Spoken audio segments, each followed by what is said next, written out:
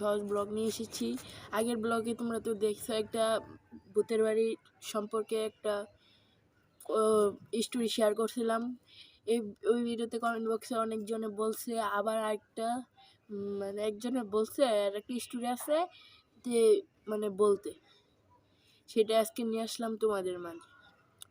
ওই ভাইয়ের নাম হলো শামীম ভাই। তে আমাকে বলছে এই স্টোরিটা যেন ভিডিওতে বলি, মাঝে শেয়ার করতে আসলাম একটা নতুন ভিডিও নিয়ে। স্টোরিটা এখন বলা যাক। তার বাড়ি ফরিদপুর এসি রোড। ওখানে তার বাসা। সেখানে থাকে হলো তার মা, তার বোন, তার ভাই আর তিনি। একদিন রাতে হয়েছে কি, যে বলছে একদিন রাতে বাইক নিয়ে যাইতেছিল।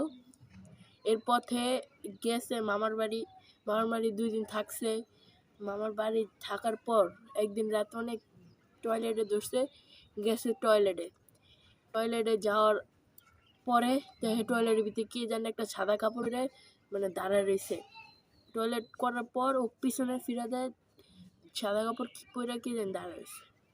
এরপর ওই জায়গায় মাথা ঘুরায় পইরা মানে ঘটনাস্থলে ডেট হয়ে গেছে।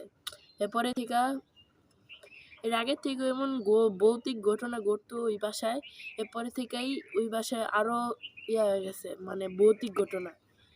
তিনি এ পর্যন্তই বলছে, এরপর আর বলেনি আমাকে। এই ভিডিওটা ছিল এ পর্যন্তই। যদি এই ভিডিওতে আবার লাইক হয় তো আগের ভিডিওতে বাসায় 24 ঘন্টা চ্যালেঞ্জ আসতে সবাই এই ভিডিওতে লাইক, ফলো, কমেন্ট করে দিবা। তো এই ভিডিওটা এই পর্যন্ত। সবাই ভালো থাকবে, সুস্থ থাকবেন। আল্লাহ হাফেজ।